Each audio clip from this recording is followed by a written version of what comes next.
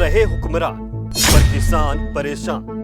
देख रहा जहां हक्की मंगा नूं लैके लग रहे जां। कौन करेगा समाधान? हुण औखा हो रहा है बूटा लगाउणा। अंदरों ही अंदरों खा रहा घुण। सौखा नहीं फसल ते मेहनत दा मुल पाउणा। ਤੁਸੀਂ ਦੇਖ ਰਹੇ ਹੋ ਜਗਬਾਣੀ ਟੀਵੀ। ਮੈਂ ਸੁਨੀਲ ਕੁਮਾਰ। ਗੱਲ ਕਰਾਂਗੇ ਪੰਜਾਬ ਦੇ ਵਿੱਚ ਕਿਸਾਨੀ ਤੇ ਕਿਸਾਨੀ ਮਸਲੇ ਨੂੰ ਲੈ ਕੇ ਜੋ ਲਗਾਤਾਰ ਮੁਸ਼ਕਲਾਂ ਸਾਹਮਣੇ ਆ ਰਹੀਆਂ ਨੇ। ਸਰਕਾਰਾਂ ਨਿਰੰਤਰ ਕਈ ਵਰ੍ਹਿਆਂ ਤੋਂ ਕਿਸਾਨੀ ਨੂੰ ਲੈ ਕੇ ਜਿੱਥੇ ਸੀਰੀਅਸ ਨਜ਼ਰ ਆਉਂਦੀਆਂ ਨੇ ਤੇ ਵਕਤ ਦੀਆਂ ਸਰਕਾਰਾਂ ਵੱਲੋਂ ਦਾਅਵਾ ਤੇ ਵਾਅਦਾ ਦੋਵੇਂ ਤਰ੍ਹਾਂ ਦਾ ਕੀਤਾ ਜਾਂਦਾ ਕਿ ਕਿਸਾਨਾਂ ਦੀਆਂ ਸਮੱਸਿਆਵਾਂ ਦਾ ਹੱਲ ਹੋਏਗਾ, ਉਹਨਾਂ ਨੂੰ ਕਿਸੇ ਕਿਸਮ ਦੀ ਪਰੇਸ਼ਾਨੀ ਨਹੀਂ ਆਉਣ ਦਿੱਤੀ ਜਾਏਗੀ। ਤੇ ਇੱਕ ਗੱਲ ਅਕਸਰ ਹੁਕਮਰਾਨਾਂ ਦੇ ਮੂੰਹੋਂ ਸੁਣੀ ਜਾਂਦੀ ਹੈ, ਜਿਹੜੇ ਵੀ ਖੇਤੀ ਧਾਰਕ ਸੂਬੇ ਹਨ ਉਹਦੇ ਵਿੱਚ ਕੀ ਕਿਸਾਨਾਂ ਦੀਆਂ ਜਿਹੜੀਆਂ ਖੁਦਕੁਸ਼ੀਆਂ ਦਾ ਸਿਲਸਿਲਾ ਉੱਤੇ ਵੀ ਕਿਤੇ ਨਾ ਕਿਤੇ ਅੰਕੁਸ਼ ਲੱਗ ਜਾਏਗਾ। ਪਰ ਪੰਜਾਬ ਦੇ ਵਿੱਚ ਲਗਾਤਾਰ ਕਿਸਾਨਾਂ ਦੀਆਂ ਮੁਸ਼ਕਲਾਂ ਵੱਧਦੀਆਂ ਜਾ ਰਹੀਆਂ ਹਨ। ਇੱਕ ਪਾਸੇ ਜਿੱਥੇ ਕੇਂਦਰ ਸਰਕਾਰ ਦੇ ਵਿਰੋਧ ਦੇ ਵਿੱਚ ਖੇਤੀਬਾੜੀ ਕਾਨੂੰਨਾਂ ਨੂੰ ਲੈ ਕੇ ਦਿੱਲੀ ਦੀਆਂ ਬਰੂਹਾਂ ਤੇ ਅੰਦੋਲਨ ਚੱਲ ਰਿਹਾ ਤੇ ਦੂਜੇ ਪਾਸੇ ਹੁਣ ਪੰਜਾਬ ਦੇ ਅੰਦਰ DAP ਨੂੰ ਲੈ ਕੇ ਲਗਾਤਾਰ ਕਿਸਾਨ ਹੁਣ ਵਿਰੋਧ ਪ੍ਰਦਰਸ਼ਨ ਕਰ ਰਿਹਾ।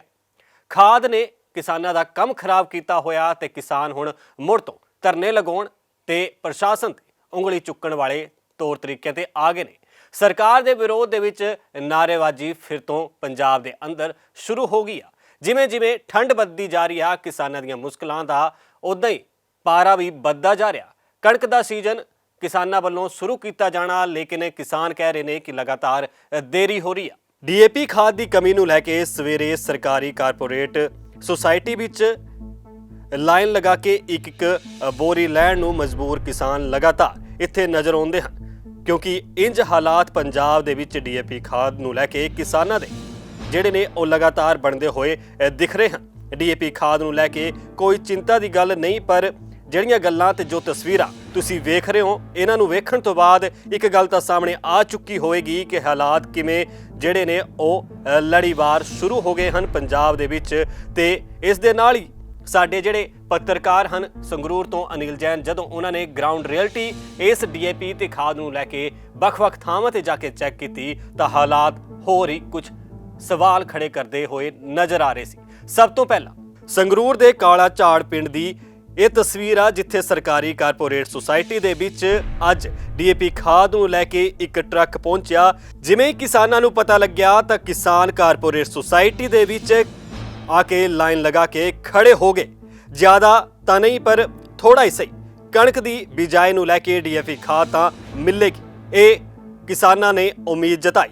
ਅਤੇ ਉਹੀ ਪਿੰਡ ਦੀ ਸੁਸਾਇਟੀ ਵਿੱਚ ਕਿਸਾਨਾਂ ਨੇ ਹਿਸਾਬ ਨਾਲ ਥੋੜਾ ਬੋਰੀ ਜਿਨ੍ਹਾਂ ਨੂੰ DAP ਆ ਰਹੀ ਸੀ ਉਨਾ ਕੀ ਹਿੱਸਾ ਉਹਨਾਂ ਨੂੰ ਵੰਡ ਦਿੱਤਾ ਜਾ ਰਿਹਾ ਸੀ।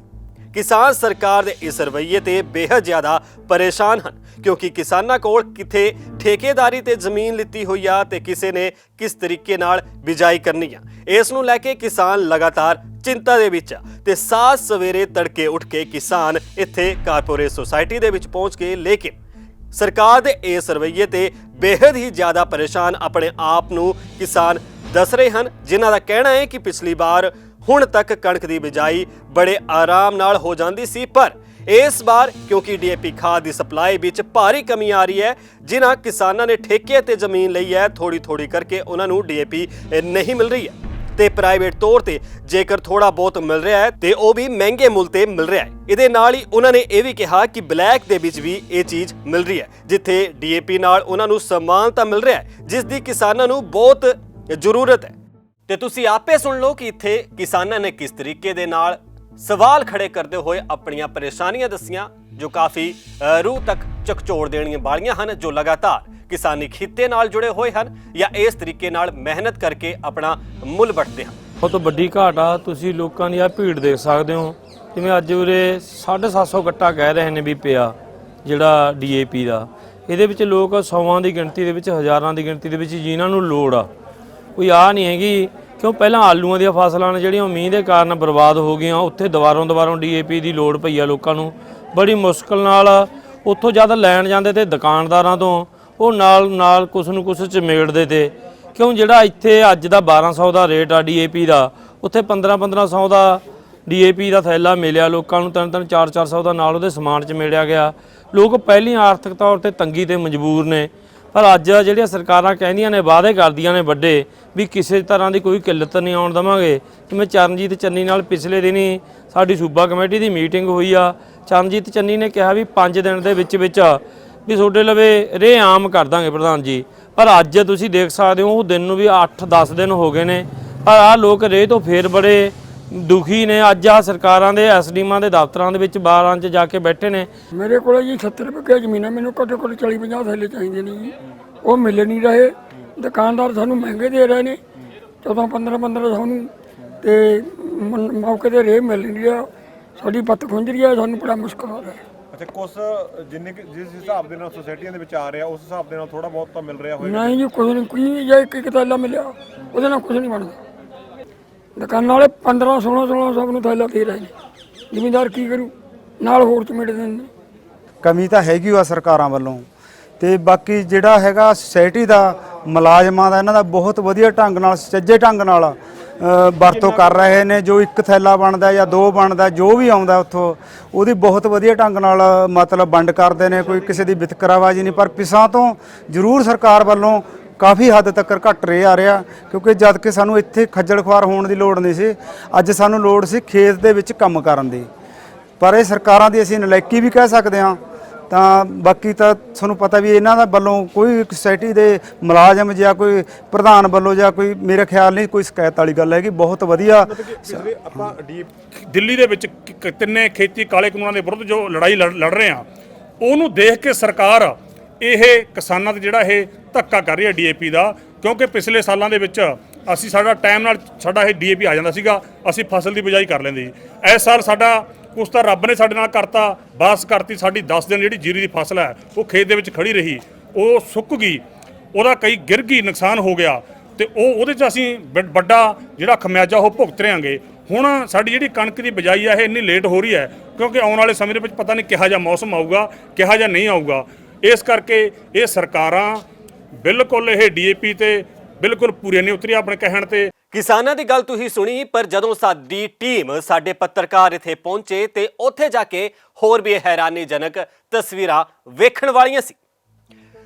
ਜਦੋਂ ਜਗਵਾਣੀ ਦੀ ਟੀਮ ਨੇ ਕਾਲਾ ਝਾੜ ਪਿੰਡ ਦੀ ਕਾਰਪੋਰੇਟ ਸੁਸਾਇਟੀ ਦੇ ਵਿੱਚ ਜਾਇਜ਼ਾ ਲਿਆ ਤਾਂ ਉੱਥੇ ਕਿਸਾਨ ਆਪਣੇ ਹੱਥਾਂ ਵਿੱਚ ਸੁਸਾਇਟੀ ਦੀ ਕਾਪੀ ਲੈ ਕੇ ਬੈਠੇ ਸਨ। ਇੰਤਜ਼ਾਰ ਸੀ ਕਿ ਕਦੋਂ ਉਹਨਾਂ ਦੇ 2-4 ਬੋਰੀ ਡੀਏਪੀ ਖਾਦ ਮਿਲੇਗੀ ਅਤੇ ਸੁਸਾਇਟੀ ਦੇ ਬਾਹਰ ਟਰੈਕਟਰ ਟਰਾਲੇ ਦੀ ਇੱਕ ਲੰਬੀ ਲਾਈਨ ਅਤੇ ਤਸਵੀਰ ਇਹ ਵੀ ਬਿਆਨ ਕਰ ਰਹੀ ਸੀ ਕਿ ਡੀਏਪੀ ਖਾਦ ਨੂੰ ਲੈ ਕੇ ਪਿੰਡ ਵਿੱਚ ਕਿਵੇਂ ਹਾਲਾਤ ਹਨ। ਤੇ ਕਾਰਪੋਰੇਟ ਸੁਸਾਇਟੀ ਵਿੱਚ ਤਾਂ 90% ਤੇ ਵਿੱਚ ਕਈ ਜਿੱਥੇ ਲੋੜ ਸੀਗੀ ਉਸ ਦੇ ਮਗਰੋਂ ਇੱਥੇ 50% ਹੀ ਖਾਦ ਦੀ ਸਪਲਾਈ ਦੀ ਪੂਰਤੀ ਕੀਤੀ ਜਾ ਰਹੀ ਆ। ਤੇ ਦੂਜੇ ਪਾਸੇ ਹੁਣ ਤਸਵੀਰ ਜਿਹੜੀ ਦੂਜੀ ਆ ਉਹ ਇਸ ਤੋਂ ਵੀ ਜ਼ਿਆਦਾ ਸਵਾਲ ਚੁੱਕਣ ਵਾਲੀ ਤੇ ਪ੍ਰਸ਼ਾਸਨ ਦੀ ਕਾਰਗੁਜ਼ਾਰੀ ਤੇ ਜਿਹੜੀ ਆ ਉਹ ਪ੍ਰਸ਼ਨ ਚਿੰਨ੍ਹ ਲਗਾਉਣ ਵਾਲੀ ਆ। ਦੂਜੀ ਤਸਵੀਰ ਦਾ ਜ਼ਿਕਰ ਕਰਨ ਲੈਣੇ ਆ, ਜਿਹਦੇ ਵਿੱਚ ਇਹ ਤਸਵੀਰ ਸੰਗਰੂਰ ਦੇ ਰੇਲਵੇ ਸਟੇਸ਼ਨ ਦੀ ਆ, ਜਿੱਥੇ ਡੀਏਪੀ ਖਾਦ ਦੀ ਭਰੀ ਇੱਕ ਮਾਲ ਗੱਡੀ ਪਹੁੰਚੀ ਤੇ ਜਿਸ ਦੇ ਨਾਲ ਕਿਸਾਨਾਂ ਨੂੰ ਥੋੜੀ ਬਹੁਤ ਰਾਹਤ ਮਿਲੇਗੀ। ਭਲੇ ਜ਼ਰੂਰਤ 12000 ਮੈਟ੍ਰਿਕ ਟਨ ਦੀ ਹੈ, ਪਰ ਇਸ ਟ੍ਰੇਨ ਵਿੱਚ ਸੰਗਰੂਰ ਜ਼ਿਲ੍ਹੇ ਲਈ 2500 ਮੈਟ੍ਰਿਕ ਟਨ ਦੇ ਕਰੀਬ